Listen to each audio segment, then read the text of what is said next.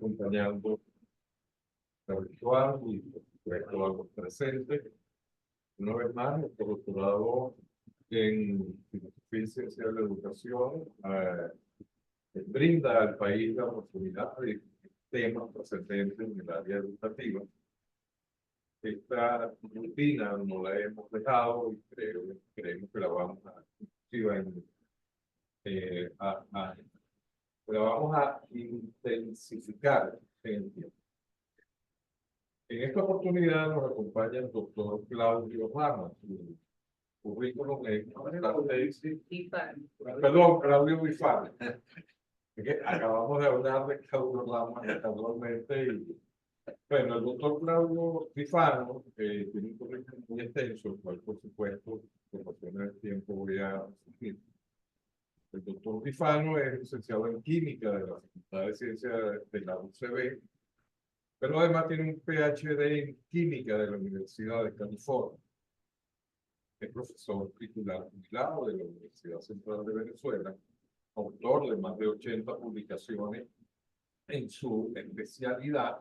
Su especialidad tiene que ver con investigación en la contaminación de cuerpos de agua y una serie de etcétera que sería muy enriquecedor decirlo, pero nos quitaría mucho tiempo. Es un currículum bastante extenso. Además, ha sido secretario general de la Asociación para el Avance de la Ciencia, presidente de la Asociación para el Avance, para el Progreso de la Investigación Universitaria, ha sido gerente general de Investigación y Desarrollo del Instituto de Ingeniería, ¿ok? Ha sido gerente general y vicepresidente del Consejo Nacional de Investigaciones Científicas CONICYT. Ha sido coordinador nacional del Consejo Consultivo Nacional de Estudio de Posgrado del CNU.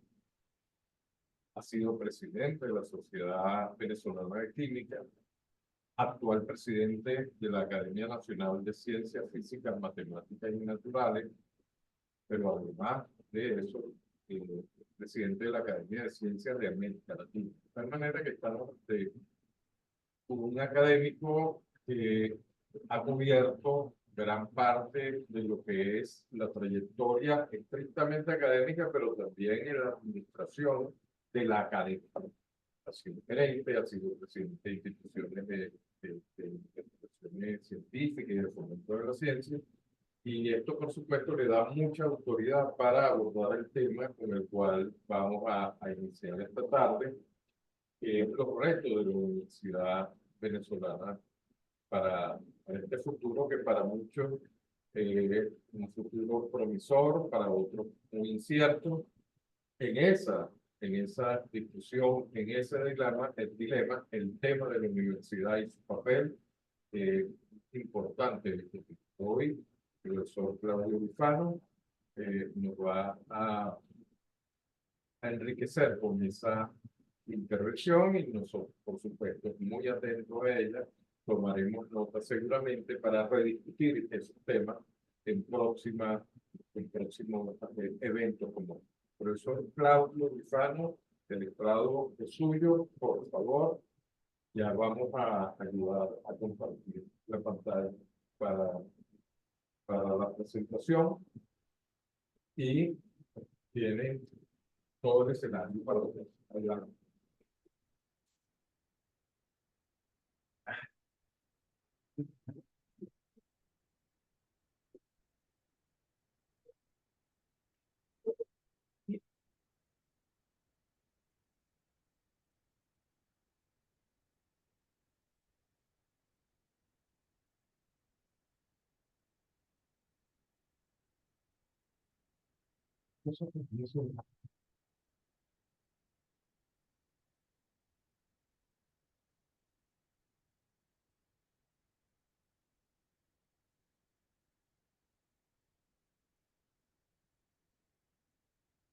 ¿Qué grande?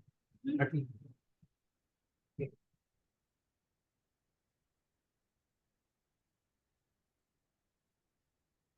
No hay.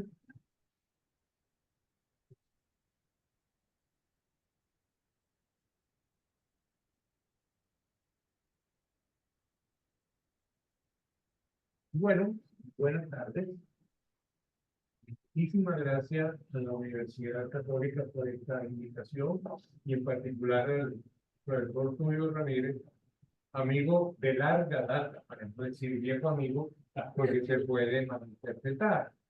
Es un placer, de verdad, estar hoy con ustedes, como les decía, entre colegas, porque ya no estamos hablando con un público interesado, pero no conocedor, sino que estamos hablando con un público conocedor de la realidad de la que vamos a hablar, en la realidad universitaria. Así que muchísimas gracias y vamos a comenzar, porque yo voy a tratar de hacer una presentación corta, porque lo que me interesa más es la discusión, es discutir, porque claro, yo no vine aquí a pontificarles lo que debe ser, sino a decirles simplemente lo que yo pienso después de 62 años de estar en la universidad con una vida. ¿Cómo la veo ahorita? Julio decía que algunos la ven promisoria, otros la ven desastrosa o no promisoria. Yo la veo promisoria, siempre y cuando nosotros tengamos la capacidad, el compromiso y la voluntad de hacer resurgir lo que en este momento está básicamente destruido. Entonces, déjeme pasar, ¿dónde se pasará? La flechita, la flechita. La flechita, pero también. Ya pasando, pasando. Ah, está pasando. Ok. Esta lámina, es decir, no le dice nada nuevo, que la característica de la sociedad contemporánea se basa en el conocimiento. Ustedes lo saben mejor que yo. Están estudiando justamente esa cosa. Y que el poder económico se basa en la posesión de información y muchas veces se tornan secretas porque son un valor agregado de, de este conocimiento. No lo saben ustedes, pero tanto la vamos a pasar rápido. ¿Qué hemos hecho nosotros en las universidades desde hace 200 años, más o menos, desde que Alexander Humboldt creó la universidad de segunda generación, que era la que introducía la investigación o la generación de conocimiento como un factor importante para la universidad? Hemos creado profesionales que se han dedicado pues, a construir el país. Y nosotros en las universidades lo que hemos hecho es profesional a nivel de pregrado, en el caso nuestro, venezolano, particularmente en el caso de Venezuela, son graduados a nivel de pregrado que han ido a ejercer su profesión. Pero ya la universidad, y ustedes lo saben también, una novedad para ustedes, en este momento la universidad no es el único espacio en donde se habla de conocimiento, en donde se enseña, donde se adquieren capacidades o adiestramiento que permiten el ejercicio de una profesión. Por lo tanto, la universidad disputa su lugar histórico con otras instituciones que son inteligentes. Esto, por supuesto, a nivel internacional. Tenemos, por ejemplo, que sea la Universidad de Gillette, la Universidad de Cornflakes University, la de las hamburguesas, y así sucesivamente. Universidades, todos centros en donde las personas adquieren cierta experticia, cierta capacidad para ser aplicada para la generación, digamos, de un bien o de un servicio. Entonces, ¿cómo es? Ahora, dicho esto, ¿la universidad tiene algún sentido en esta sociedad actual? Por supuesto que lo tiene. Las universidades van a contribuir siempre, serán instituciones que siempre contribuirán al desarrollo de la sociedad, al progreso de la ciencia y la tecnología, al avance de la cultura. Este es el fin de la universidad. Nosotros no podemos decir que la universidad ya pasaron de moda, porque hay otros centros inteligentes donde se adiestran y se forman personas. No, la universidad tiene un espacio. Sin embargo, en este momento, la universidad debe tener en cuenta su capacidad de adaptación a las nuevas realidades que tiene. O sea, la universidad cambia. La realidad hace que los requerimientos y los compromisos de la universidad cambien, sean cambiantes. Entonces, tiene que ver cuál es su capacidad de adaptarse a estas nuevas realidades y cuál es la verdadera capacidad que tiene la universidad de continuar siendo el líder del proceso de investigación, que es lo que la ha mantenido vivo desde que este señor Humo dijo que había que hacerlo, ¿no? Bien. Creo que resalté uno.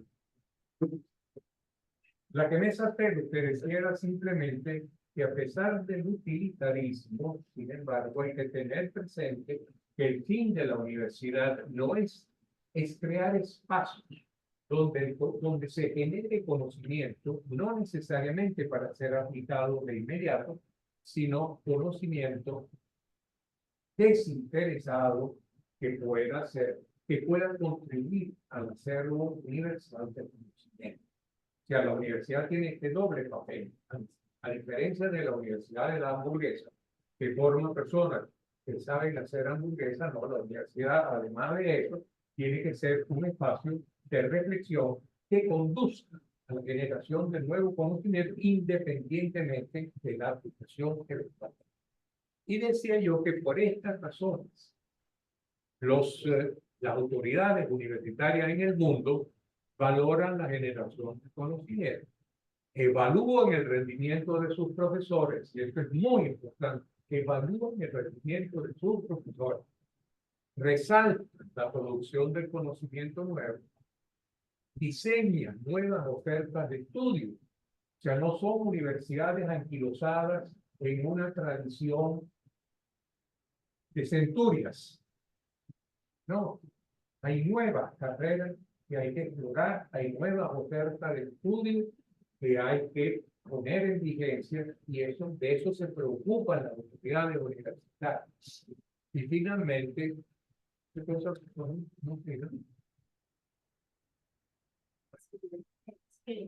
Sin que esto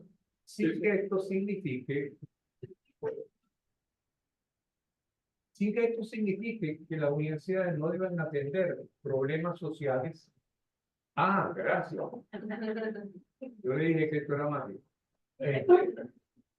Sin que esto signifique que la universidad no deba estar atenta a los problemas sociales. Es decir, el papel de la universidad es múltiple. La vigencia de la universidad en estos tiempos es múltiple y no puede ser reemplazada por estos centros inteligentes donde se producen profesionales muy necesarios, pero no suficientes como para la generación de conocimientos que trascienden. Muy bien. La Universidad de Excelencia, ¿qué hace? Realiza la investigación de muy alto nivel, ofrecen programas de estudio novedosos. Creo que la Católica está en ese camino. Privilegian la inter y la transdisciplinariedad. Es muy importante. Ya el conocimiento de un área no es suficiente para la resolución de un problema determinado. Y cuando hablo de ciencia, ojo, no estoy hablando de ciencias duras solamente, estoy hablando de física, química, matemática y biología. No, estoy hablando de cualquier área del conocimiento que al generar nuevo conocimiento, valga la redundancia, está haciendo ciencia. Si Victoria hace ciencia, sociología hace ciencia, por supuesto, enfocada a los intereses sexuales. Cuando yo hablo de ciencia, estoy hablando de ciencia en el contexto amplio de la palabra. Educación hace ciencia. Comunicación. Perdón. Comunicación hace ciencia. Entonces, operan, esto es importante, operan en un entorno internacional sin barreras de lenguaje. Esto es algo que a nosotros nos pesa mucho, particularmente cuando tenemos que ir al exterior muchas veces estamos frente a una barrera idiomática que nos restringe la posibilidad de comunicación con los demás. En las universidades ya el español no es suficiente. Debemos tratar de que las universidades comprendan también y utilicen y pongan en práctica la posibilidad de dar una enseñanza que no tenga barreras de lenguaje. Esto es importante. Promueven, compiten con los mejores docentes. Esto lo hace la Católica y lo hace la Universidad. Las universidades, las otras universidades, de las cuales yo formo parte de hace, como decía, de 82 años, no compiten por los mejores. Ahí esto es un error. Porque la universidad no es otra cosa, sino el valor de sus profesores. La universidad no es un cascarón vacío. La universidad es una institución que vale lo que valen sus profesores. Y son poco dependientes de fondos del Estado. Esto es otra cosa que hay que internalizar en ese cambio de mentalidad que nosotros tenemos que propiciar dentro de la universidad. Las universidades no pueden estar pensando que pueden seguir existiendo porque el Estado le pasa un dinero con el cual funcionan. No. Esa dependencia con el Estado, eso lo entendió Simón Bolívar, Dios, cuando le dio a la Universidad Central unos terrenos para que el uso de esos terrenos sirviera pues, como un recurso económico para mantener la universidad. Estamos hablando de 1827.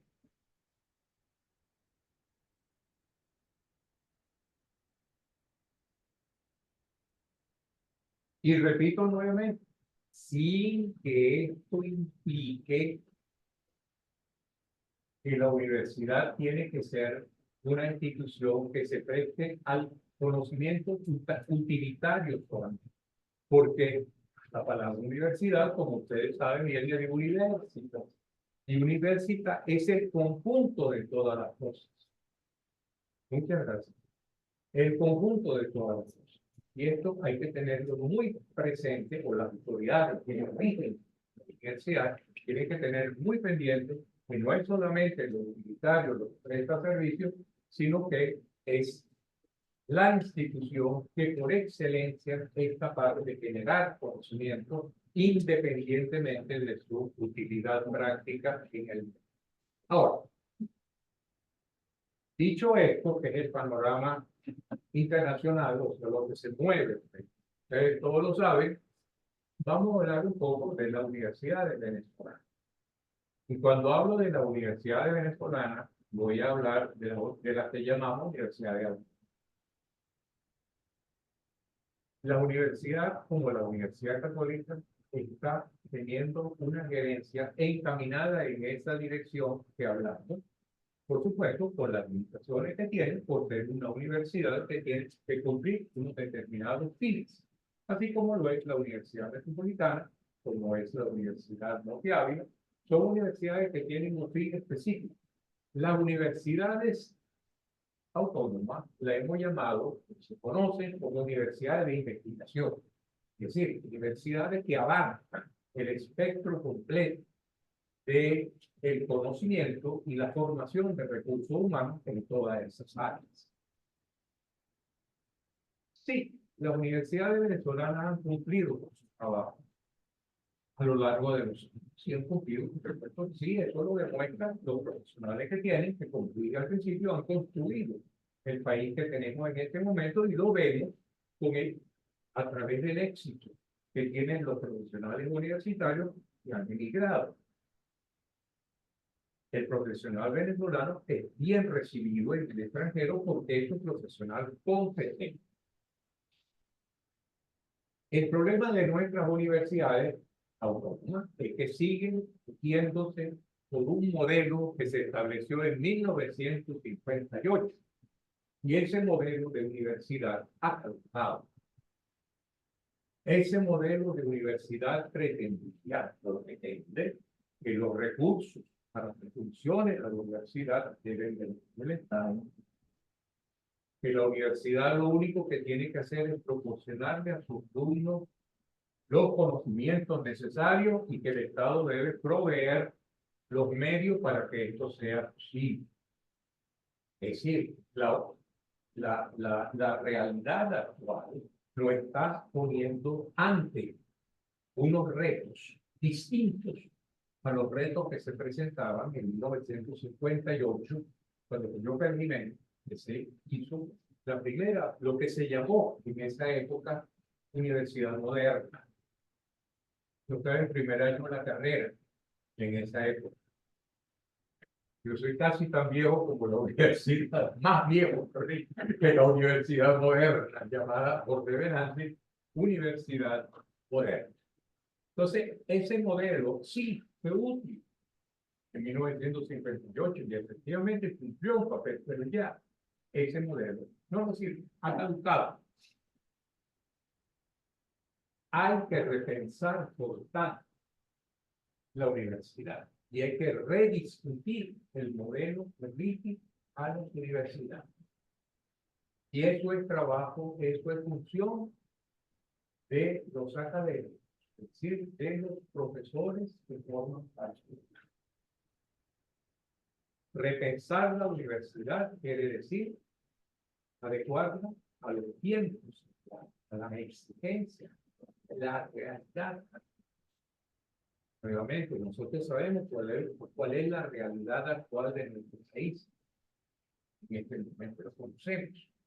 Por lo tanto, lo que yo voy a decir probablemente no sea aplicable en este momento, pero sí debe quedarnos como un compromiso a ser llevado adelante, a ser cumplido en el momento que las condiciones están.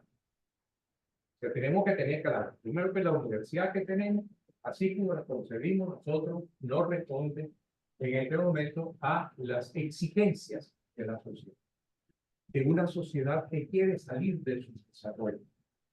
Y en segundo lugar, tenemos que ver cuáles son los mecanismos o cuáles son las vías a través de las cuales se puede lograr ese repensar de la universidad, rediscutiendo, porque queremos hacer el cambio de universidad desde lo interno, no a través de la imposición de un gobierno, no a través de la imposición de unos grupos económicos o a través de presiones sociales. Las grandes, sin embargo, las grandes transformaciones de las universidades en los últimos años, más recientes que conocemos, fueron obras de Margaret Thatcher y de Charles de Gaulle. O sea, fue algo que algo que se llama una decisión de Estado, una política de Estado. Nosotros quisiéramos que no hubiera una política de Estado que impulse el cambio en la universidad, sino que quisiera que la comunidad universitaria, la comunidad académica, se dé cuenta de lo que tiene entre la mano y el compromiso que significa cambiar esa estructura para ponerla al día en cuanto a las necesidades que exige la sociedad. ¿Cuál es? Esto nuevamente es perogrullo, ustedes lo saben. Las universidades dependientes del Estado han caído una notable precariedad. Claro, sí, lo sabemos. ¿Por qué? Porque no tienen profesores, porque la infraestructura está desactualizada, porque hay una disminución de ingresos de estudiantes, porque se han cerrado líneas de investigación y programas de posgrado. Es decir, lo medular, lo esencial de la universidad, de la función de la universidad,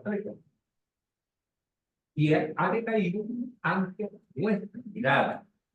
Nosotros lo vemos todos los días. Y no podemos hacerlo como se dice comúnmente, no podemos hacerlo locos.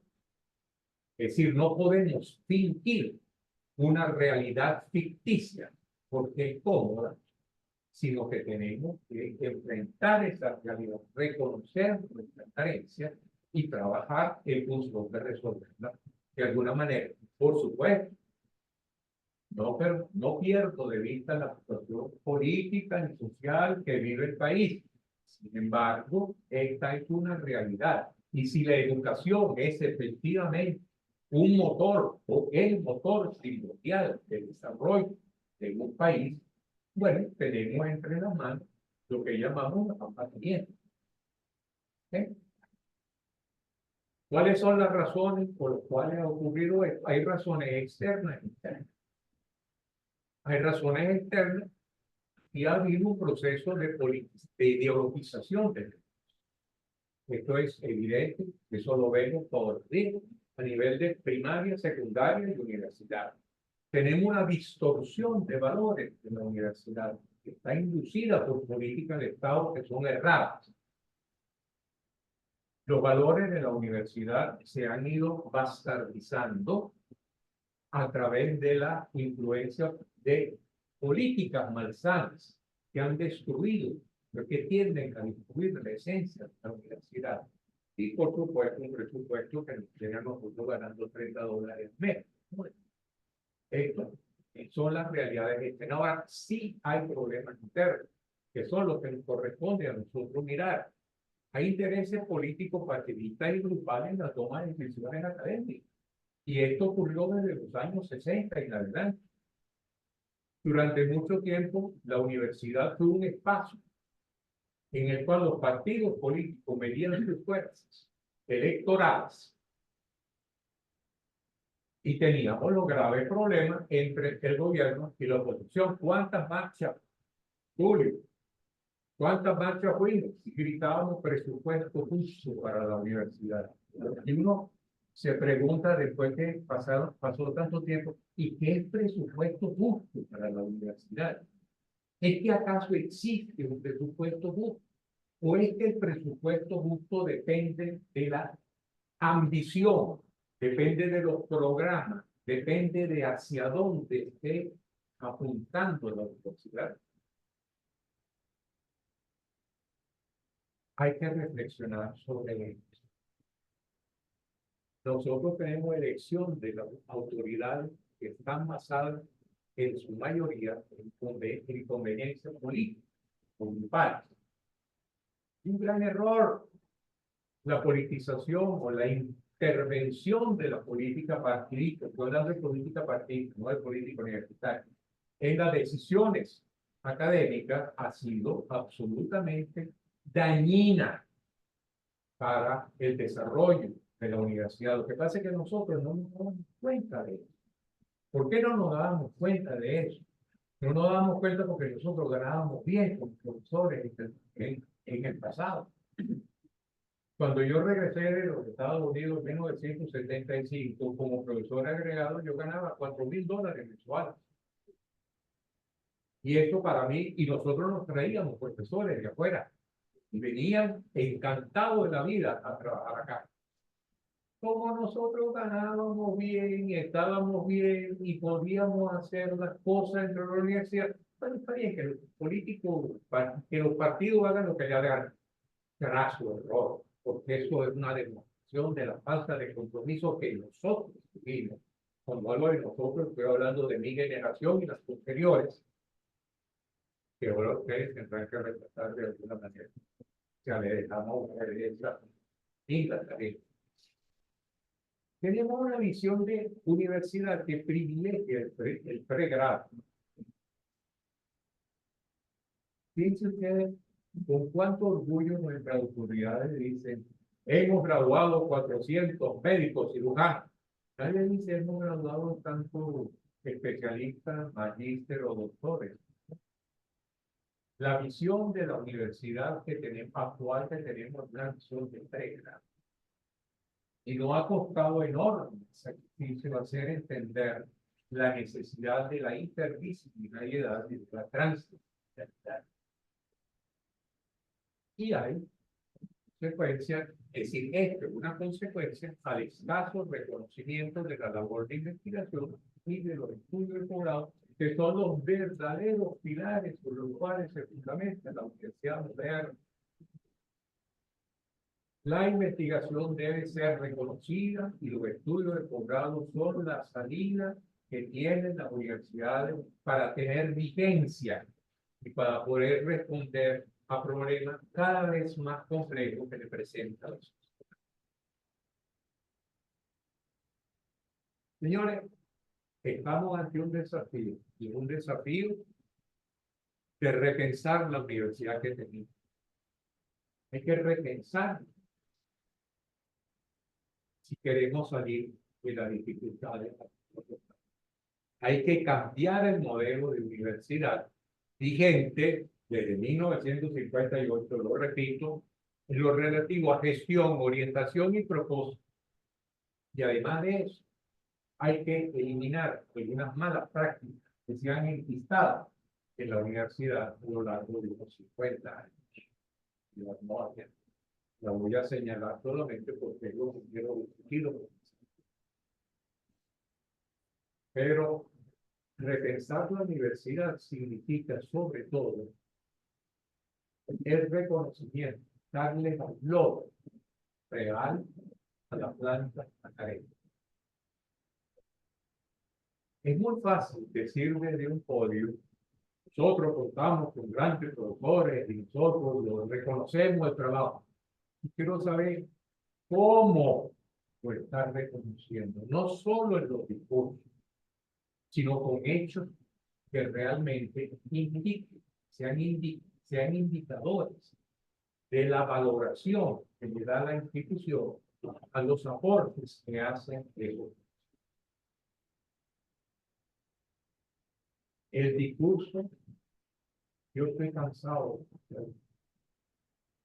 discurso muy elocuente muchas veces, que ensalza la investigación y al momento de decir, ¿cómo la apoyas? ¿Qué es lo que está haciendo? Usted, profesor, en su laboratorio, ¿qué está haciendo? ¿Cuánta gente usted ha formado? ¿Cómo puedo yo retribuir desde la posición que tengo el trabajo que usted hace?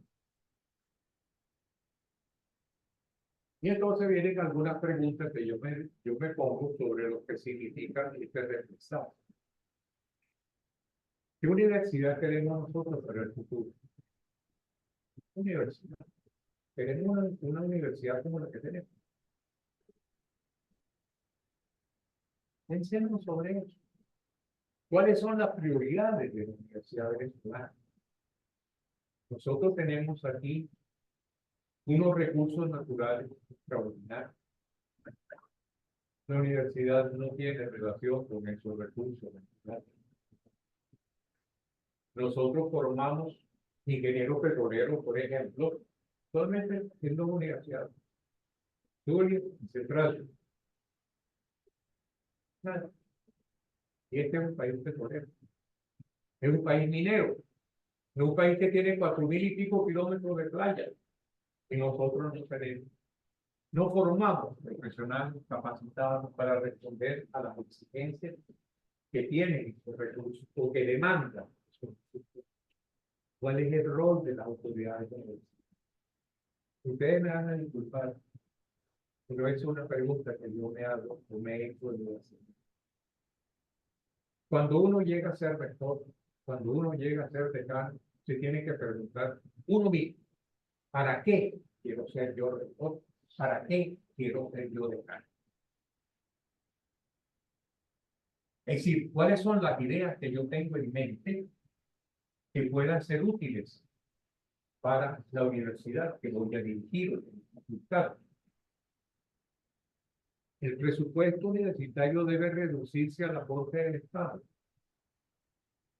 ¿Y para qué me sirve generar ingresos adicionales al presupuesto del Estado? ¿Qué voy a hacer con ellos? ¿Quitar las paredes?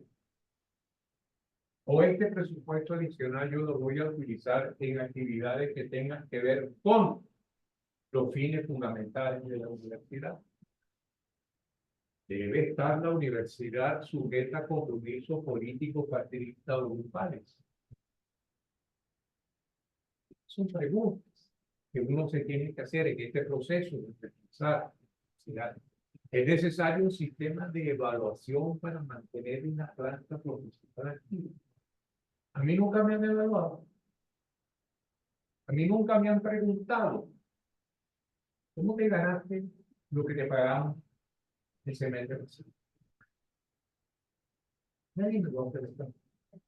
Yo trabajé porque quise. Si no hubiera querido quedarme trabajo, ya va lo mismo. ¿Quién debe evaluar?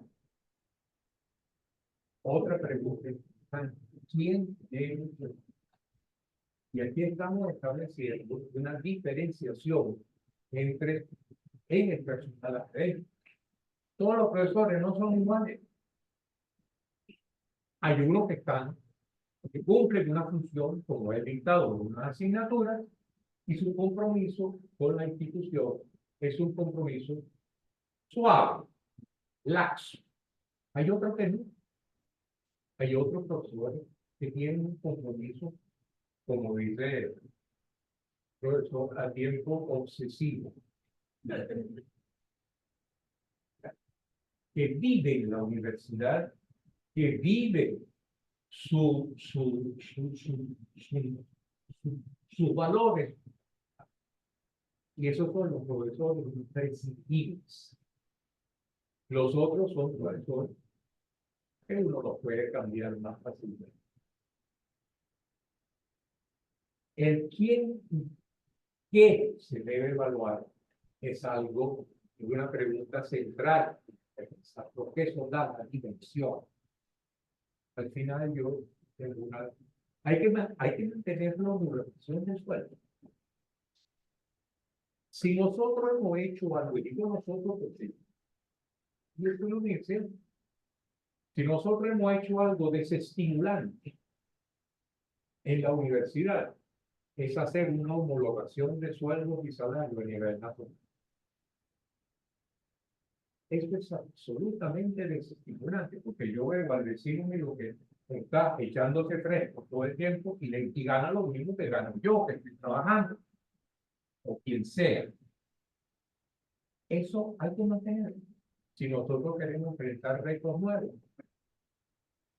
Nuevamente, esta es la pregunta que para mí es de las 64 mil.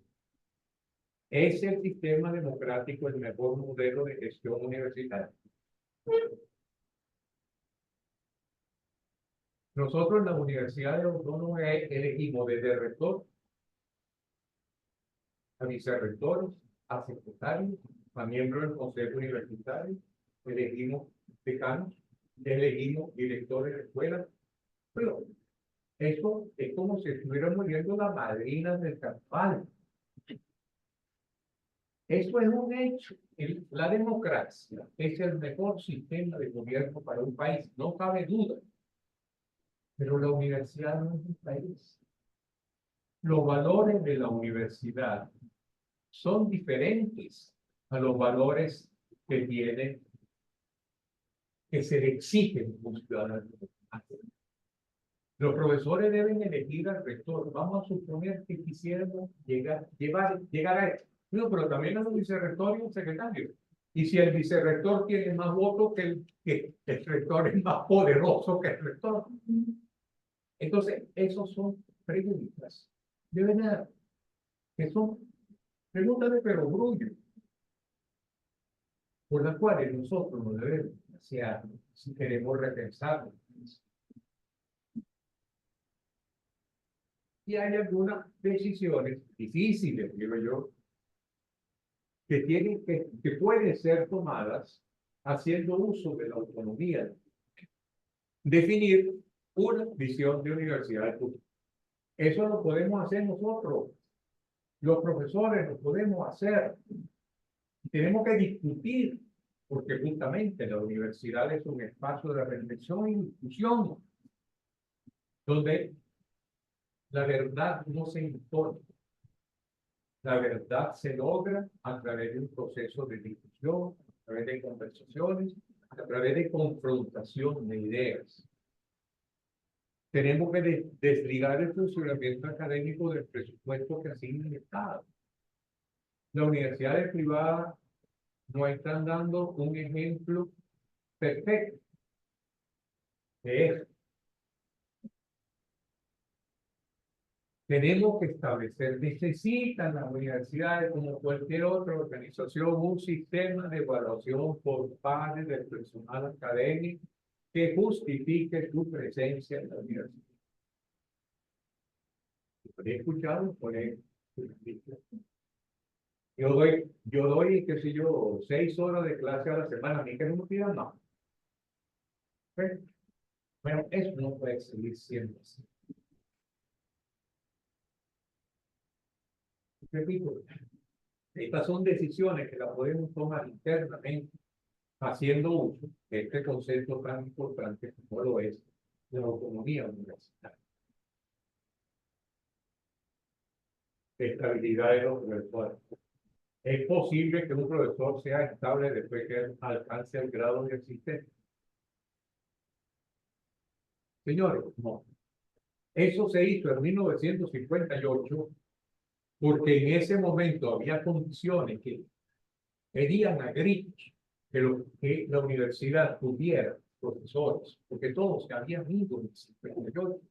Cuando hubo el cambio, incluso el cambio de funcionamiento de las universidades, la mayor parte, la gran cantidad de profesores, bueno, había que extraerlo nuevamente y se le dieron pues, todas las posibilidades, todas las posibilidades para que volviera. Ahora tenemos que ver si efectivamente eso es lo que le conviene a la universidad del futuro, no la universidad del futuro. Tenemos que establecer un sistema de reconocimiento salarial adicional al personal docente y de investigación en función de su rendimiento. Nuevamente, esto de que todos ganamos lo mismo porque somos profesores universitarios, ya eso no funciona en ninguna parte del mundo. Y esas son, pues, crear redes nacionales e internacionales de colaboración. Ninguna universidad es autosuficiente. Necesitamos sacarnos de la cabeza el feudalismo. Significa decir, yo soy de la central y no tengo nada que ver con la católica. Yo soy de la central y me interesa poco lo que ocurre en la ULA. No. Si estamos persiguiendo el mismo objetivo, necesitamos trabajar en red. Y esa red significa no solamente la solución del problema, sino la compartición de recursos académicos para ser más eficiente en el sistema. Hay que crear nuevas carreras y evaluar la vigencia de la carrera existente. Hay nuevos espacios de conocimiento y todos los días se abren nuevos que no pueden ser desdeñados por nosotros. Son decisiones difíciles que a nosotros nos corresponde. Por lo tanto, el reto que enorme. El reto que tenemos, y no es solamente con la educación universitaria, el reto de transformar y de mejorar la educación en Venezuela es un reto enorme. Que lo van a tener ustedes. Ya yo estoy saliendo. Yo no voy a ver una Venezuela distinta de la actual. Eso es convencido. Por lo tanto, hay que contar con un liderazgo con visión de futuro. No podemos seguir durmiendo en glorias del pasado. Tenemos que mirar hacia atrás. Tenemos que pensar qué queremos nosotros aportarle al país a través de los estudios universitarios, a través de la educación. Y finalmente, lo de último, lo que creo en esto fuertemente, hay que rescatar la autoritas del profesorado de mayor nivel académico. Esto es, a mí me evalúa alguien que tenga con qué evaluar. No me evalúa fulanito porque está ocupando en este momento el cargo de consejero o el cargo de director o el cargo de coordinador. Es un par que tiene mérito, mayores que yo tengo, el que va a dar su opinión sobre la calidad del trabajo que realiza. Esto es la autoridad. Esto, por supuesto, no sustituye la decisión de quien ejerce la autoridad. Es simplemente el reconocimiento que debe hacer la institución, lo que hablamos antes, a la generación de conocimiento, a la formación de profesionales especializados, etcétera, etcétera. Bueno, señores, esto es lo que yo les quería contar. Ahora sí me gustaría que conversaran, que no, a ver hasta dónde este viejo loco está dentro o fuera del Perú. Porque repito, el reto ahora es este. Nosotros lo cumplimos, hicimos lo posible. Y la verdad es que lo hicimos más o menos bien. Con todos los errores que se cometieron, la Universidad Venezolana tuvo dio la respuesta necesaria. A ustedes les corresponde analizar nuevas opciones y pensar en la nueva forma de enfrentar. Yo me creo que eso. Excelente. Bueno, yo voy a dar una buena noticia. Y es que el doctor Bifano, yo lo estoy escuchando hace como 15 años que ya se está retirando. La buena noticia es que no le crean, este señor tiene fuerzas para seguir muchos años. Hasta que el cuerpo aguante, yo voy a seguir. Porque a mí me dijeron cuando era muchacho que ser profesor universitario era uno de los valores más grandes que podía tener, alcanzar un título. No doctor, con el debido respeto, profesor. Doctor es el certificado que se recibe al cumplimiento de una formación. Profesor es el título que se gana por haber formado. Excelente. Bueno, yo voy a abrir la intervención y después te doy la palabra, porque es que hay cosas que en la presentación de Claudio me llamaron mucho la atención porque a pesar de que hemos hablado muchas horas sobre este asunto, hay cosas que parecieran urgente tratarlas con la universidad. Y es lo que yo llamo algunos mitos que creo que están entorpeciendo la acción universitaria como un todo. Y uno de los mitos, no lo mencionaste en tu intervención, pero sobre eso hemos hablado hace muchos años, es el mito de la gratuidad de la enseñanza. No. Hoy en día, hablar de la gratuidad de la enseñanza se justificaba en el año 58, un país pobre, un país que venía de una dictadura donde la mayor parte de los ciudadanos estaban en el campo, sin acceso a los bienes, sin acceso al estudio, a la escuela. Y luego, al inicio de la democracia, con esta reforma de Nancy y todos esos ilustres que hicieron esta ley de educación, ley de universidades, pues se pensó en función de una sociedad que estaba desgastándose de 10 años de dictadura y en un país que estaba comenzando a recuperarse desde el punto de vista económico. De tal manera que en ese momento, una de las deudas que saldó la democracia fue de ofrecer la oportunidad de estudiar a todo el mundo, y esa oportunidad se concretó a través de la gratuidad. Todos podríamos estar a la universidad. Hoy en día, es un concepto que merece ser revisado.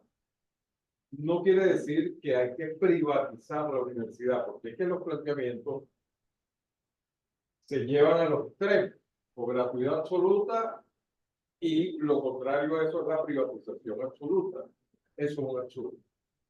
Pero hay universidades con mucha vocación social donde aquellos que pueden aportar, aportan, y aquellos que no pueden aportar son subsidiados por aquellos que pueden aportar. Es decir, una matrícula diferenciada, para decirlo de alguna manera, para el estudio de las capacidades de cada quien. Porque es un absurdo, eso en la Universidad Central se ve mucho, que un muchacho está protestando porque el comedor no está abierto y después que termina la protesta se va al mejor cafetín a gastar más de $40 en un almuerzo. Entonces tú dices, bueno, o sea, esas cosas se ven. Y el comedor universitario, como decía el finado Earl Herrera, es el mejor negocio que hay. Porque con eso mucha gente ayuda a tener que sobrevivir y a poder estudiar.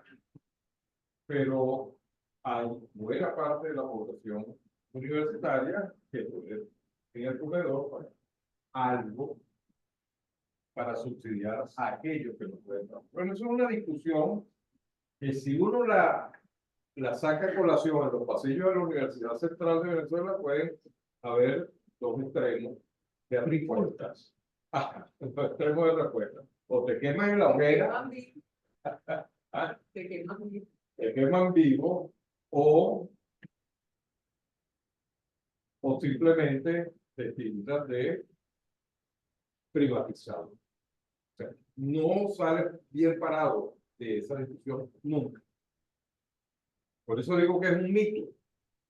Es un mito del cual da mucho miedo hurgar y discutir, pero que debe estar en esta mesa de discusión. O sea, quería tu opinión sobre eso. Y el otro mito, que sí lo mencionaste, es el de, que ha sido muy dañino, el de la homologación. Esa falsa democratización de la remuneración al personal académico ha sido lo peor que nos ha sucedido porque estimula o desestimula la competencia. La sana competencia, no la competencia, es la sana competencia entre los académicos. En un proyecto de ley de educación superior, ¿tú te acuerdas que es de las 40.000 firmas donde participó el profesor Leonardo Carvajal de esta universidad, yo mismo participante? Uno de los artículos tenía que ver con el rescate de la heterologación y que los presupuestos de las universidades sean diferenciados en función de la productividad de las mismas y que los sueldos sean diferenciados en función de la productividad de los profesores. De tal manera que un profesor titular que está en un laboratorio produciendo 4 papers al año y 2 patentes cada 2 años, lógico que gane un salario más alto que un profesor titular que está prácticamente trabajando, a pesar de ser de dedicación exclusiva, está trabajando medio tiempo. Porque no es medio tiempo lo descanso, pero hoy en día esos profesores ganan igual. La peor injusticia. Y el tercer punto para cerrar y ceder esta palabra es el falso dilema de la democracia universitaria. Y estoy de acuerdo contigo. El rescate de la autoridad pasa por entender que la universidad en la universidad no es demagógico hablar de igualitarismo parental. Porque la universidad es una institución de meritocracia y eso es contradictorio con hablar del igualitarismo. Es demagógico y también ha traído muchos problemas. Sí, son temas álgidos. No es fácil abordarlo, pero que habrá, como dices tú, que abordarlo porque el momento. Me gustaría tu opinión para Efectivamente, yo no, son tantas las cosas que hay que cambiar. Que esta de la gratuidad de la enseñanza no la toqué. Fíjense, cuando yo entré en la universidad en 1957, no me veas así. Entonces, está haciendo cálculo. Sí, está sacando cuenta. No, usted. La facultad de ciencias no existía. Yo entré como estudiante de la Escuela de Química de la Facultad de Ingeniería. Y para poder entrar en la facultad, se pagaban unos aranceles, que eran sí, de 4.000 bolívares. 4.000 bolívares en 1957 era un bojote. Y se pagaban 2.000 bolívares para inscribirse y 2.000 bolívares para tener derecho a presentar exámenes finales. Esto es, la Facultad de Ingeniería. Medicina pagaba más. Derecho creo que pagaba más, o pagaba igual, algo por eso, pero se pagaba una cantidad sustancial de dinero. Yo no podía pagarlo. Yo entré a estudiar porque me pagaron mis estudios unos tíos. Yo bajé de un barco. Yo bajé de un barco migrante. Nosotros no, mi papá no tenía con qué pagar eso. Un tío me pagó los 2.000 bolívares para poder inscribirme. Y cuando vino el 23 de enero, y Sanabria dijo gratuidad de enseñanza, bueno, para mí eso fue una maravilla, porque mi tío no tuvo que pagar los otros 2.000 bolívares que tenía pendiente. Efectivamente, en ese momento había que hacer, pero sí es necesario, y eso me costó, decir eso que tú dijiste, me costó el decanato, porque yo tuve la osadía de postularme a decano en una oportunidad y dije esto mismo. Yo tenía a mis 3 hijos en un colegio privado y estaba pagando por su educación. Yo decía, en lo que terminan mis 3 hijos, el bachillerato y entren a la Universidad Central, que es donde van a entrar, para mí será un alivio económico. Bueno, eso me costó. No fui acá. Bien merecido por la labor de tontería. Pero esto es cierto, absolutamente cierto. Y en las universidades hay muchas personas que efectivamente podrían estar. Y eso indicaría el compromiso de los graduados de la universidad. Existen organizaciones, creo que la histórica la tiene, de egresados. La de la Simón Bolívar trabaja de una manera ejemplar, excelente, que también puede ser una forma de retribuir a la universidad pues, de la formación que uno recibió. Totalmente de acuerdo. De hecho, es necesario, pero se corre el riesgo de ser pues, incinerado si uno pues, hace alguna aportación de esa naturaleza. En cuanto a los otros dos, mire, la homologación es del ejemplo. ¿Por qué en el caso de los militares, los soldados no votan para elegir al general? No votan Para elegir al general. ¿Por qué los músicos de una sinfónica no votan para elegir al director de orquesta? Ah, quiere decir que esas no son instituciones democráticas. No, no son. ¿Qué puede ser? Y la universidad no es una institución democrática. Es una institución elitista. Y discúlpenme que diga esto, pero entiendan que cuando digo elitista, no estoy hablando de bolsillo. No estoy hablando de capacidad económica, sino de capacidad intelectual. De esto. ¿Por qué nosotros hemos tenido las explosiones demográficas en la universidad? Porque mientras más estudiantes teníamos, más presupuesto recibíamos. Entonces, ¿qué es lo que hemos hecho nosotros? Distorsionar los valores que fundamentan la universidad.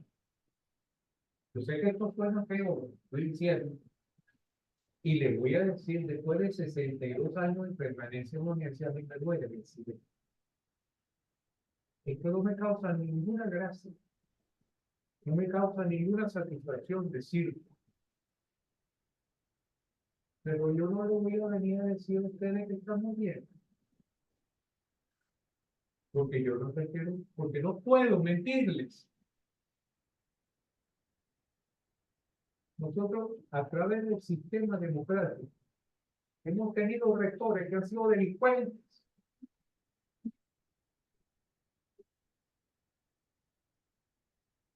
resultaron electos por la comunidad académica. ¿Okay? ¿Cómo está pasando? ¿Queremos poner los pies en el suelo, en la tierra? ¿O queremos seguir envueltos en la ilusión de la armonía? Que quiere decir que sacándonos una foto del grupo resolvimos el problema. El problema es muy grave. Si la situación de la educación venezolana es muy grave. ¿Hay futuro? Claro que hay futuro. Por supuesto, aquí hay suficiente talento. Y uno lo mira, uno lo ve en la escuela, uno lo ve en el bachillerato. Nosotros en la academia tuvimos el otro día unos muchachos que ganaron la Olimpiada de Química y la Olimpiada de Matemáticas. A mí me tocó hablar después de ellos. Los discursos que dieron esos muchachos, uno de Química y otro de Matemáticas, fueron extraordinarios. Lo primero que yo dije, bueno, estos muchachos pusieron la vara bien alta. Y en este momento yo no sé realmente qué decir. Hay talento. Pero el talento hay que cultivar. Y hay que cultivar con la verdad en la mano. No podemos seguir mintiendo. Estamos contentos porque la Universidad Central de Venezuela es la primera universidad del país. En Tierra de Ciego. ¿Qué? Pero eso sí, somos la número 30 o algo así a nivel regional latinoamericano. ¿Eso qué quiere decir? Que hay 29 universidades mejor que nosotros. Eso es lo único que quiere decir. Estar en el sitial, en el puesto 20, 30, significa que hay 29. O que ese señor que hizo la clasificación considera que son. Y a nivel mundial, la central de la 1920. Cuando en aquellos viejos tiempos la Universidad Central de Venezuela estaba entre las mejores de América Latina, después de la argentina, la brasilera, la mexicana, teníamos nosotros. Ahora no supera Bolivia, no supera, perdón, Bolivia creo que todavía no, pero Colombia hace rato, Colombia hace rato. Ecuador está en el mismo camino, Perú está en el mismo camino. ¿Eso qué son? Eso son cachecadas. Eso tenemos que verlo como cachecadas, no como logros. Ah, que la situación económica es mala. Muy bien, es verdad. Tenemos dificultades. Pero vamos a tomar las decisiones que podemos tomar por nuestra propia cuenta, sin la intervención del Estado. Tomémosla. Mostremos que queremos hacer algo para cambiar el adefesio que tenemos en este momento. Vamos a Claudio, disculpa que te rompa. Porque yo Vamos a ver, vamos a ceder la palabra primero a los que estén presentes si quieren intervenir y yo voy a chequear a ver quién está interviniendo por la red. ¿Alguna? Profesora Rafael.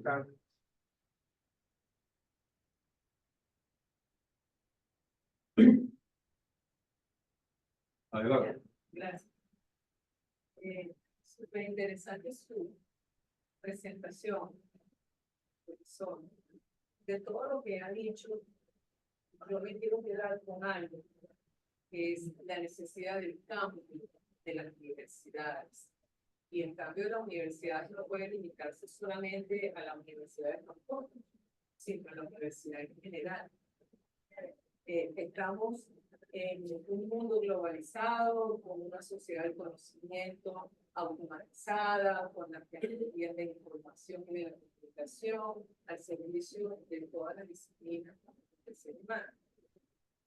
¿Cómo podemos lograr un cambio de actitud de las universidades cuando por encima de la universidad, incluyendo la privada, tenemos una espada de Damocles en el Estado?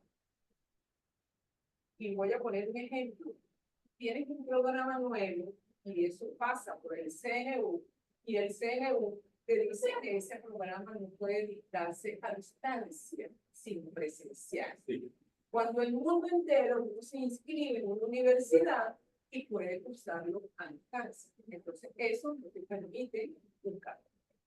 Y por otro lado, tenemos una enfermedad desde pregrado, antes del pregrado, en el bachillerato, que por decisiones oficiales de los gobiernos de turno, el muchacho va a pasar matemática, química y física con 10 aunque no tenga profesor.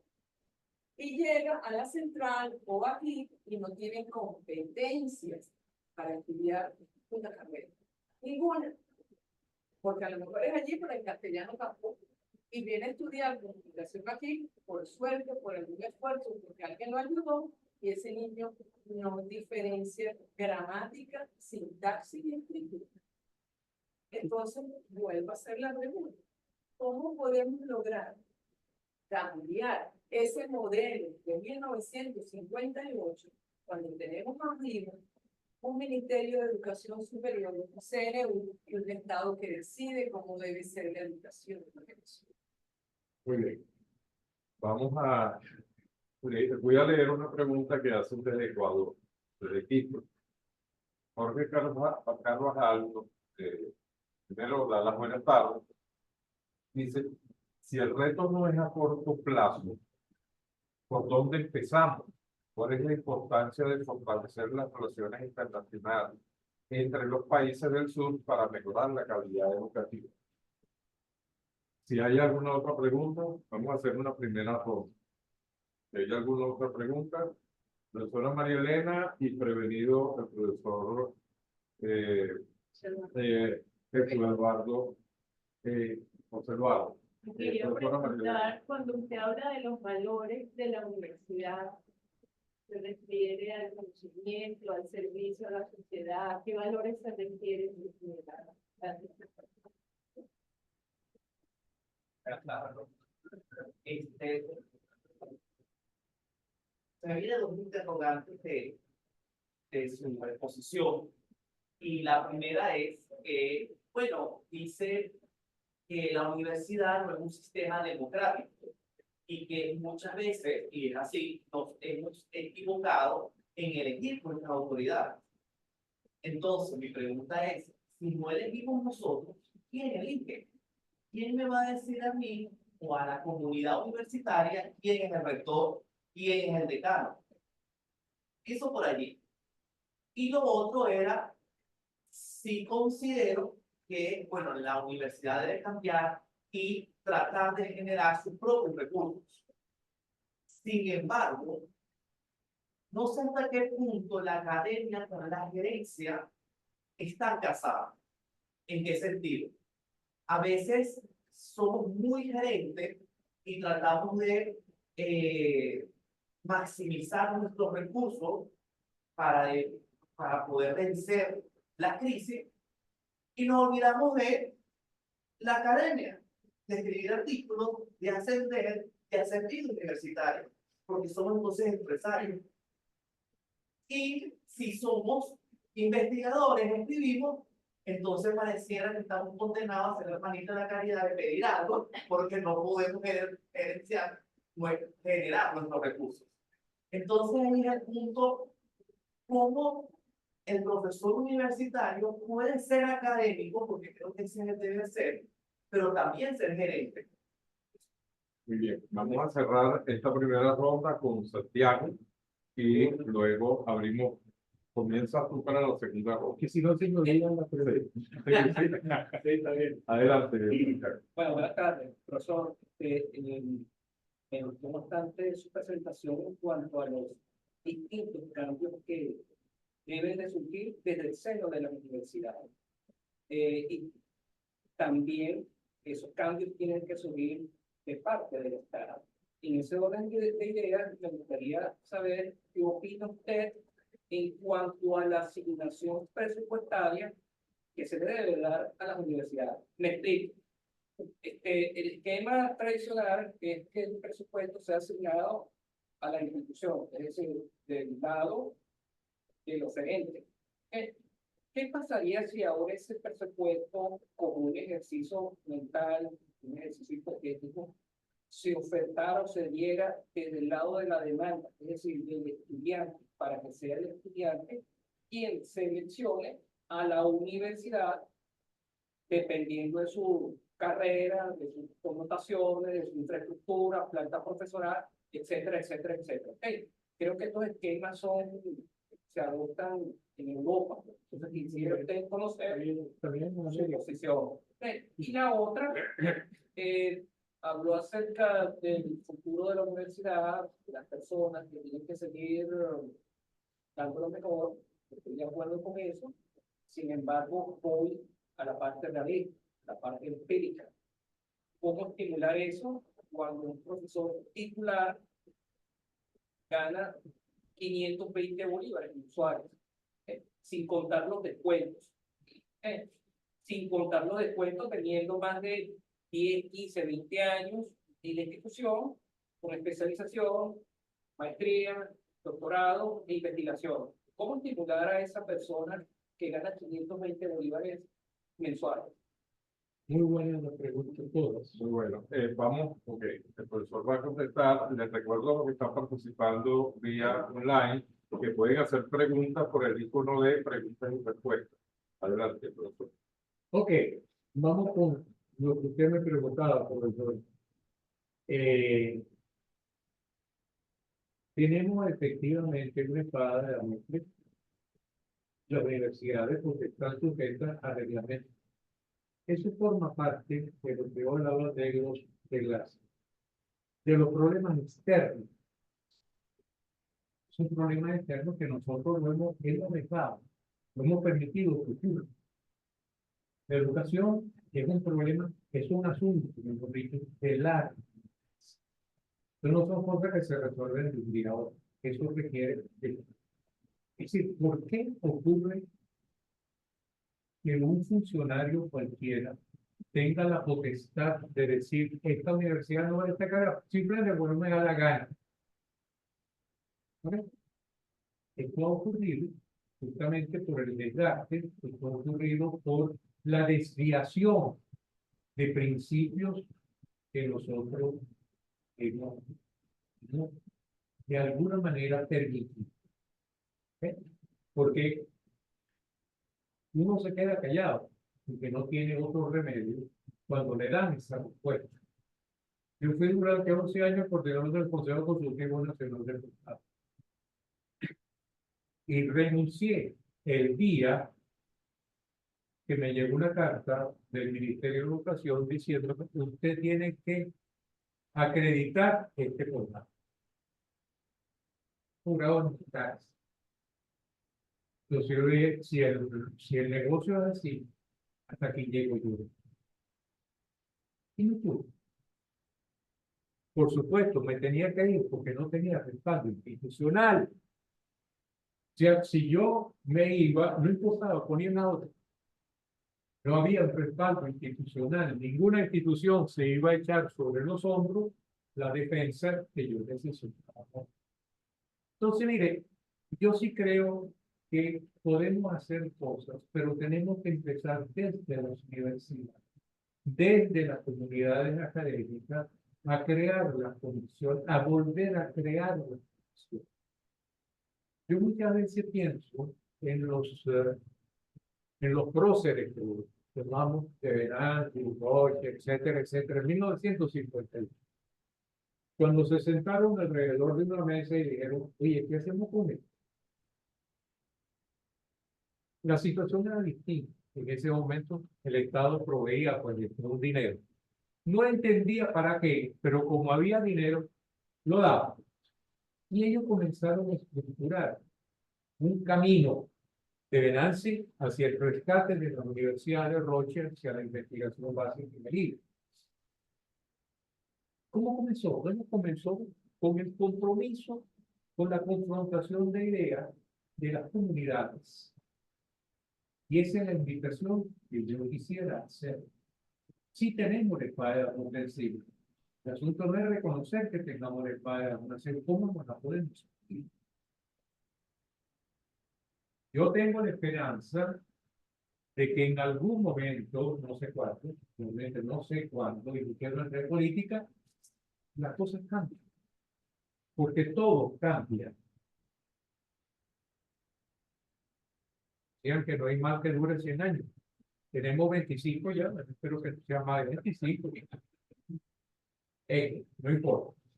Pero lo que le quería decir un poco era eso. Sí la tenemos. Tenemos que sacudir de esa espada.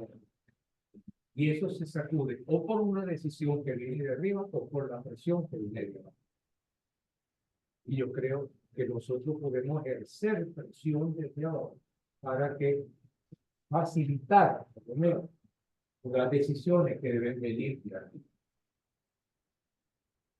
¿Cuáles son los valores de la universidad? Mire, los valores de la universidad tiene dos funciones: formas profesionales, genera investigación y forma ciudadana. Forma ciudadana.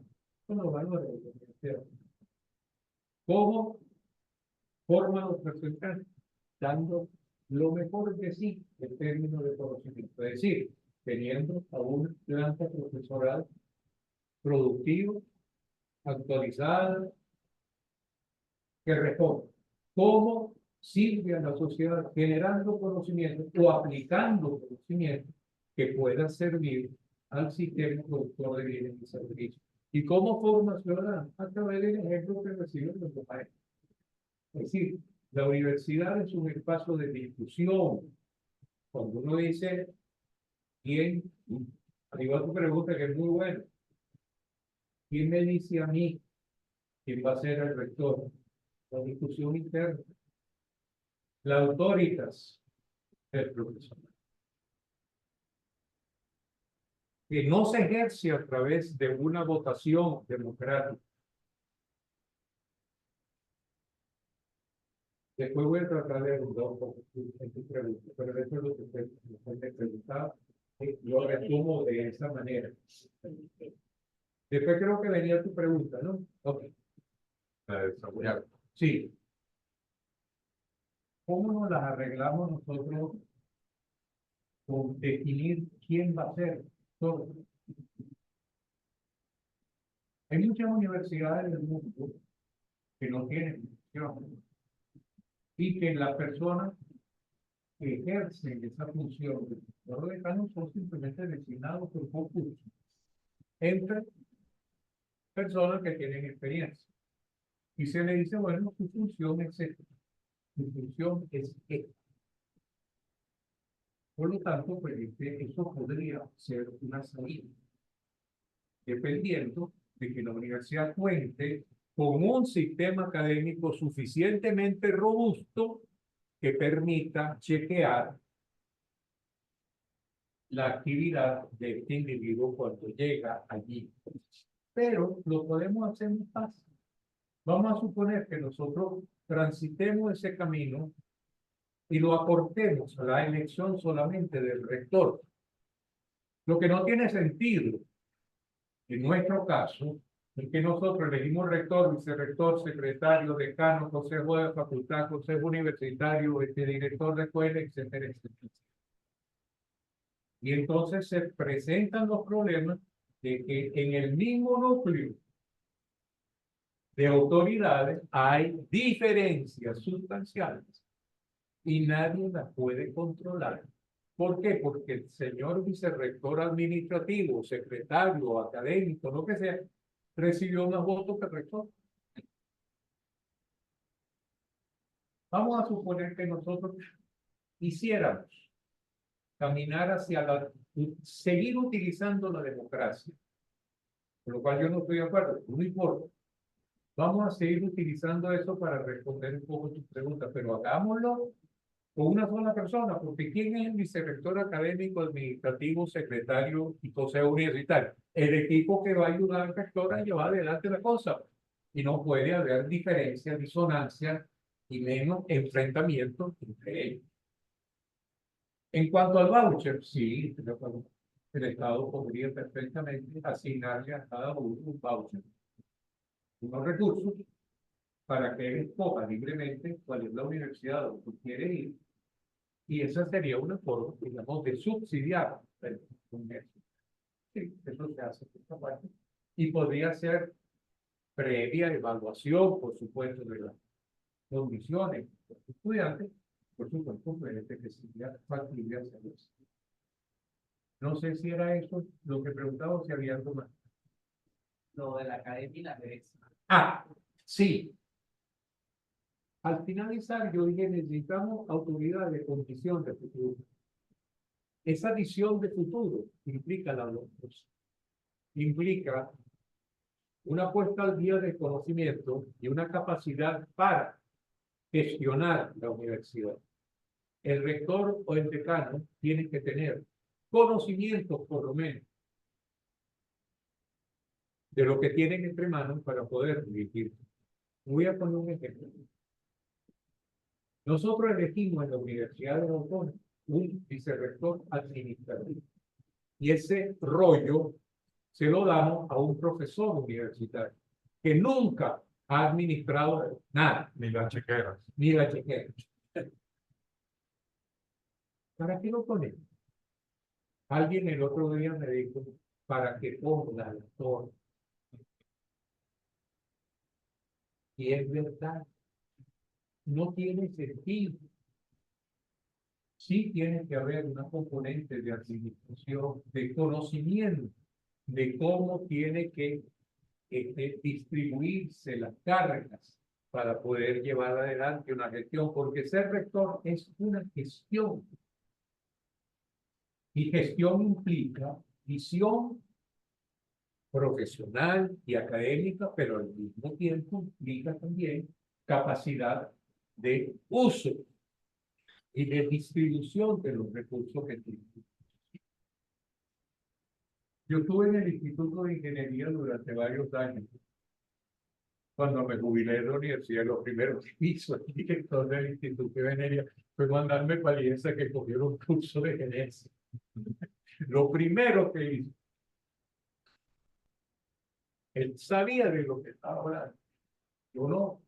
Y yo fui a IESA, tomé un curso de gerencia de instituciones de investigación y desarrollo. Y eso me abrió la mente. Porque escuché cosas que nunca había escuchado antes en la universidad. Y si yo quiero nuevamente dirigirme a la institución, tengo que saber cuáles son mis carencias y cuáles son mis fortalezas. Suplir las carencias. Muy bien. Y no, ya tengo otra pregunta. Ah, el amigo que me dice aquí de Ecuador. Sí, tiene toda la razón. Hay que crear redes. Redes, creo que viven a nivel nacional e internacional. Hubo un tiempo en que nosotros intentamos, a través del CONICYT, crear el Consejo Nacional de Investigaciones Científicas y Tecnológicas. Existió hasta el año 1999. Crear una red de posgrado a nivel latinoamericano. ¿Qué significaba eso? Reconocimiento de los títulos, previo análisis, por supuesto, reconocimiento automático de los títulos y posibilidades de intercambio de profesores y estudiantes a nivel de posgrado y también a jóvenes que están comenzando la carrera científica. Eso significa crear una red de investigación, una red internacional. Mire, los europeos lo han hecho con el programa Erasmus, por ejemplo, lo han hecho. Y nosotros no tenemos las dificultades, no tenemos la barrera idiomática que tienen los europeos, los portugueses tuvieron que aprender inglés, los griegos tuvieron que aprender inglés, hasta los italianos tuvieron que aprender inglés, porque tenían barreras idiomáticas y sin embargo las vencieron y crearon una comunidad, un espacio común a través de formación de redes. Sí podemos hacerlo, pero para eso, con esto termino, discúlpame, hace falta una cosa que se llama voluntad política. Voluntad política. Y nuestros políticos tienen que entender, si algún día lo logran, entender que la unidad de una región no se logra diciendo que la espada de Bolívar anda cabalgando por América Latina. Es decir, no es por la vía de la política que se logra la integración. Se logra a través de la formación ciudadana y eso se recibe en la educación. Bien, vamos con la segunda ronda. Yo voy a leer dos preguntas y tiene la palabra el profesor Álvaro. Nuestra común amiga Yajaira Frey. Ah, qué bueno. Bueno, más que una pregunta, hace un comentario. La cultura universitaria de la UCB le llevó casi 23 años, del 36 al 58, para poder estar en condiciones de insertarse en la reforma de 1951. De allí que, bien dice el profesor Bifano, es necesario empezar desde ahora. Es un proyecto a largo plazo y siempre es necesario revisarlo cada cierto tiempo. Gracias, Yajaira, por tu comentario. Un asistente comenta también que el asunto es construir una nueva cultura universitaria acorde a este primer tramo del siglo XXI. Muy bien, muchísimas gracias a los que han participado. Vamos a cederle la palabra al profesor Álvaro López. Sí, sobre realmente quiero elogiar más de lo que he hecho en su Aquí estamos conversando. este tipo de presentación sin quedar mudo. Pues ya cada vez más de yo no sé si por algún momento me perdí en la presentación, pero voy a algo que me parece. Voy a hablar de la Universidad Autónoma. Yo recientemente, los rectores que me han hablado, que hasta un déficit de 40% del campo total en esta universidad. Y nosotros estamos pensando de que esa es una reforma de la universidad, temas, pero no miren la presentación que se piensa hacer para el tema de la fundación. Esta mañana y bueno, yo trabajar en una educación, en la educación,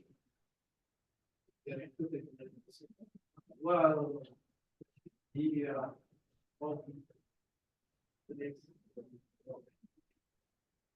entonces mi pregunta es, todas esas personas que tuvieron que hacer una clase, que más personas que ver la caja de $30 en el que está ahí todo.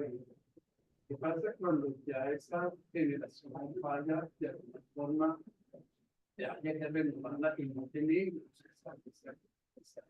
esa calidad.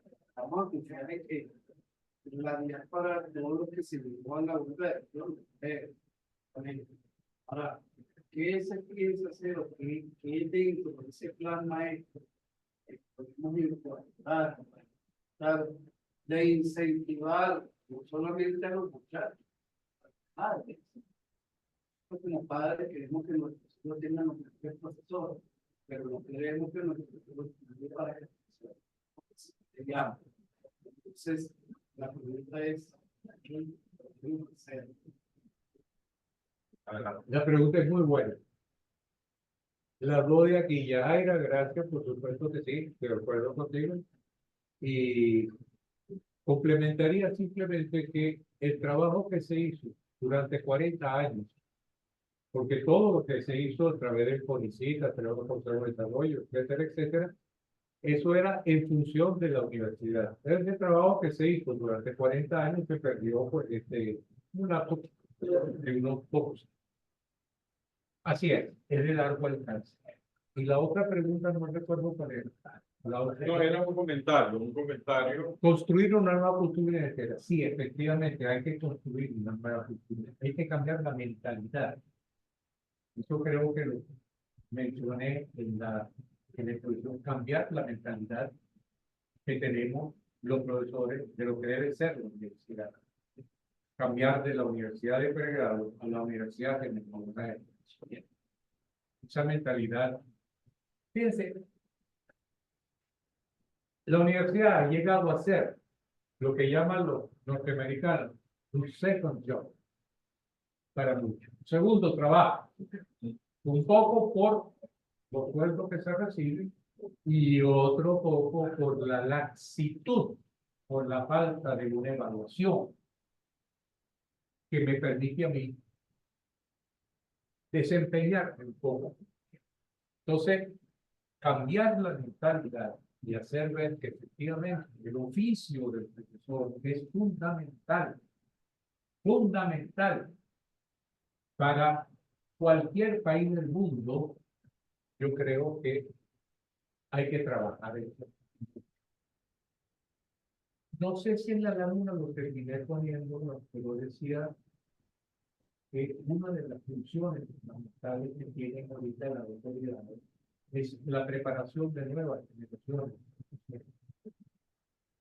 También hay que reponer lo que se fue, lo que se sabe, no necesariamente. Yo tengo 3 hijos fuera, y casi seguro que no van a tener. Lamentable. No porque lo quiera cerca de mí, sino que creo que yo hubiera podido contribuir de alguna manera al rescate de este plan. Uno de ellos se fue dejando un libro escrito allí, o sea, investigador. Sí, cómo no. Lo era. Ahora se dedicó a pintor. Pero no de paredes. Claro. Es importante eso. Y nuevamente regreso a 1958. Cuando aquellos señores, lo que yo llamo los próceres, se sentaron en la mesa y dijeron, ¿qué hacer? Bueno, una de las cosas que hay que hacer en este momento es crear nuevas generaciones de profesionales para la docencia. Y no es solamente aquí, en el pedagógico, ¿cuánta gente se gradúa de profesor? Diana. Sí. Es decir, el rollo, para no decir el asunto, es de tal gravedad que requiere de verdad de mucha reflexión y de mucho compromiso. Aquí no hay becas, aquí no hay planes de becas. Entiendo que no lo hay porque el gobierno no nos va a dar beca para formar personas, etc. Entiendo. Entonces, ¿cómo hacemos en las universidades? Si las universidades siguen manteniendo su feudo universitario y no se relacionan con otras para poder compartir sus recursos humanos y sus recursos de infraestructura, no podremos formar nuevas generaciones. Esto es algo que tenemos que meternos en. En la Católica tiene un reto, muy bien, la Central tiene un reto, pero coincide en una cosa: formación, formación, formación de nueva generación. Y a nivel internacional, mire, ¿cuántas cosas le hacen en las universidades, por ejemplo, un departamento de relaciones internacionales que sea capaz de conectar a la universidad con otras universidades de la región, de las cuales puede recibir beneficios? Pero eso no se improvisa, eso hay que saberlo hacer, eso no lo hace cualquiera. Y ahí es donde venimos a nuestra mala costumbre de improvisar. Y esas improvisaciones nos han traído consecuencias fatales. Entonces, sí se pueden hacer cosas. Y ahí es donde está. Ahora, yo tengo el pesimismo, como decía Gramsci, tengo el pesimismo de la razón, pero tengo el optimismo de la voluntad. O sea, queriendo, se puede, pero hay que tener el deseo, hay que tener la voluntad y hay que tener compromiso. Averu, para poner un ejemplo, es algo que se ha vuelto un elefante político, en donde Árbol tiene más votos que Averu, y entonces Averu está. Pero Averu no tiene por qué estar en esto. Averu es la asociación de rectores y tiene que discutir, mira, ¿en qué te puedo yo digo, qué tú necesitas de mí? Esa es la función de un grupo de personas que realmente pues te quieren o están interesados en producir cambio. Aquí no es la pelea de Averu y Árbol, no me interesa. Yo quiero de Averu respuestas que vayan al mejoramiento de la oferta académica. Becas no vamos a tener. Becas no vamos a tener. La Universidad Central la pintaron. La pintaron. Yo gano $30 al mes.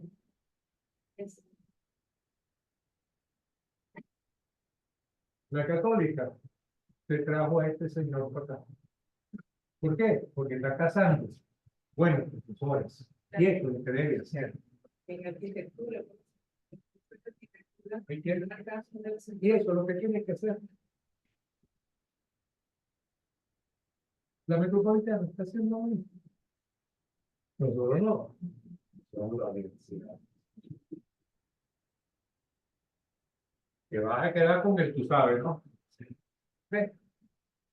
Bueno, muy bien. Bueno, gracias, Claudio.